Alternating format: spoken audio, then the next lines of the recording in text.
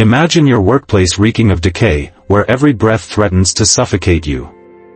In 15th century England, as cities swelled, human waste became a ticking time bomb. With only one latrine per 2,000 people, cesspits overflowed beneath homes.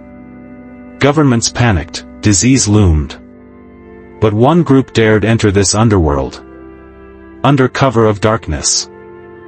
Meet the Gong farmers, named from the Old English gong, to go. These nightmen were forbidden to work by day. Their tools? Buckets, shovels, and raw courage. Their mission, dredge putrid waste from overflowing cesspits. No lights, no masks, just the moon and the stench. Every dive risked collapse or poisoning. Why take such risks? 6 pence a day, triple a laborer's wage. But the cost was isolation. Gong farmers reeked permanently, banished to slums. Their harvest? Night soil, carted to rivers for fertilizer. A cruel irony, the waste-nourishing crops came from those society rejected. The dangers were relentless. Cesspits, drained only every 2 years, festered with methane and hydrogen sulfide. Stone walls rotted, collapses buried men alive. Minor cuts invited gangrene. Yet the greatest fear? Asphyxiation. Many never resurfaced, drowned in the filth they fought. As cities modernized, a new horror emerged. Tudor chimneys narrowed to 9 by 9 inches, fueled by coal, they choked with flammable creosote. Fires raged. Solution? Send children. Orphans as young as 6, climbing boys, were shoved into scalding flues. Their small frames were perfect. Their survival? Rare. No protective gear. No water. Climbing boys scaled chimneys barefoot, knees scraping hot bricks.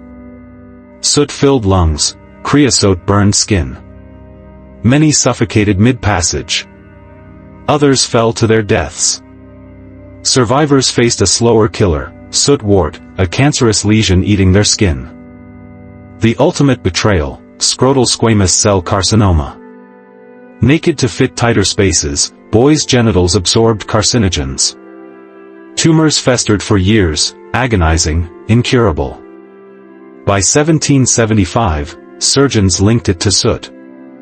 Yet exploitation continued for decades. Profit outweighed pity. Victorian match factories promised hope, but delivered hell. Young women, matchstick girls, dipped sticks into white phosphorus. Volatile and toxic, it ignited easily. And ate bone. Demand was insane, 250 million matches burned daily in Britain. Workers handled 10 million per shift. Phossy jaw began innocently, a toothache. Then gums swelled green. Teeth loosened. Jaws necrotized, glowing in the dark. 1 in 5 died. Factory owners dismissed it as occupational hazard. In 1888, 1,400 girls struck. Their rallying cry? Starve quick or starve slow, we choose to fight. The match girls' strike shocked Britain. Public outrage forced factory owners to surrender in 2 weeks. Wages rose, fines ended. But white phosphorus lingered until 1908, replaced by safer red phosphorus. A delayed victory, paid in rotten jaws. Imperial Russia, 1800s. The Volga River flowed south, but trade needed north. Enter the burlaks, destitute peasants hauling ships upstream. 150 men per barge, harnessed like oxen. Dawn to dusk, spring to frost. Their pay? Bread. Their alternative? Starvation. 600,000 burlaks once trudged Russia's rivers. Winters offered respite, digging graves or ditches for crumbs. Steam engines doomed them by 1900. Their legacy? A folk song, Ewai, Ucknam. Heave ho. A dirge for forgotten giants. Ancient warfare's secret weapon, poisoned arrows. But who harvested the venom? Snake milkers. Scythian armies mixed viper toxin with rotting blood and feces, ensuring scratches killed. Milkers hunted vipers in the wild. One strike meant paralysis, hemorrhaging, or a coffin. Venom types defined agony, neurotoxins stopped lungs. Hemotoxics dissolved blood vessels. Cytotoxics melted flesh. Alexander the Great's men faced them in 329 BCE. Survivors described foaming mouths and blackened limbs. Snake milkers? Few lived to collect pay. Civil War battlefields, chaos, smoke, screams. How to command armies. Drummer boys. Ages 9 to 15, they relayed orders, drumbeats for advance, retreat, or hold. Unarmed, they stood behind lines, prime targets. Break the drummer, break the army. Some became legends. Johnny Clem, age 9, shot a Confederate colonel at Chickamauga. Most faced grimmer fates, carrying amputated limbs, burying corpses, or dodging bullets to relay messages. Their reward? A lousy $13 a month, and trauma. The Tudor court's most powerful job? Groom of the stool. Task: assist the king's bowel movements.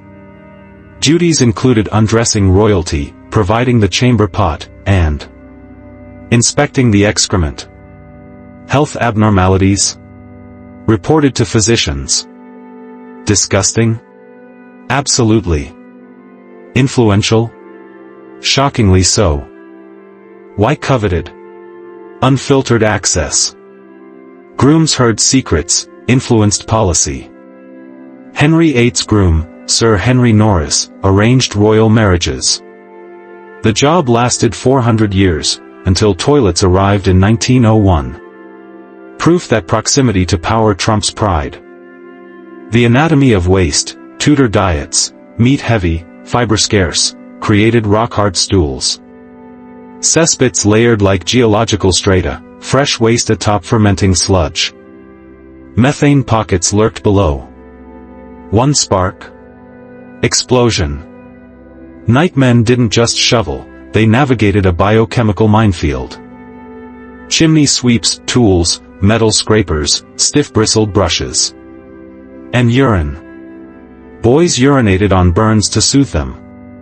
Masters lit fires below to encourage climbing. Rescue?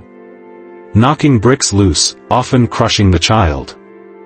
Mortality, 1 in 5 before puberty. Phosphorus's cruelty, it absorbed through gums, attacking bone marrow. Surgeons treated phossy jaw by breaking off necrotic bone, without anesthesia. Survivors were disfigured pariahs. The 1888 strikers didn't just demand wages, they demanded dignity. Burlak life expectancy, 40 years. Cause? Ruptured organs, drowning, or sheer exhaustion. Songs romanticized their struggle, reality was grim. When artist Ilya Repin painted barge haulers on the Volga, in 1873, critics gasped, "Must we see such misery?" Antivenom didn't exist. Snake milkers relied on folk remedies, tourniquets, herbal poultices, amputation. Few worked. Scythian milkers wore leather gloves, but vipers struck faces. A slow death, 72 hours of vomiting blood and organ failure. Off-field duties butchered souls. Boys fetched severed limbs for disposal. They wrote dying soldiers' last letters. At Antietam, 13-year-old Charlie King bled out carrying water to the wounded. Drums became coffins for many. Royal excrement, a health report. Hard stools. Too much wine. Blood? Dysentery. Grooms recorded everything: color, consistency, frequency. Henry VIII's chronic constipation possibly fueled his tyrannical rages. Power indeed flowed from the throne. Literally. Gong farmers had cousins, crossing sweepers. These children cleared streets of horse dung so ladies wouldn't soil dresses. Pay? Pennies. Status? Lower than rats. Yet they sang, "Sweep. Sweep. Human kindness is my only profit." Factory owners defended phosphorus, it creates jobs. Doctors disagreed. In 1892, a matchgirl's jaw dissolved on her workbench. The Times thundered, "When profit smells of phosphorus, society rots." Still, bans took 16 years. Progress murdered trades. Steam ships erased burlaks. Sewers replaced gong farmers. Gas lighting diminished match demand. But innovation's victims were left destitute. Former climbing boys, crippled by cancer, begged outside clean chimneys they'd once crawled. One role evolved: snake milkers today extract venom for anti-venom. Gloved, masked, and safe. Yet the past whispers. In Australia, milker David Williams nearly died in 2020 from a taipan bite. Some risks never vanish. These jobs weren't just gruesome, they shaped history. Cesspits spurred sanitation reform. Matchgirls birthed labor rights. Drummer boys humanized war's cost. Their suffering forged our safety standards.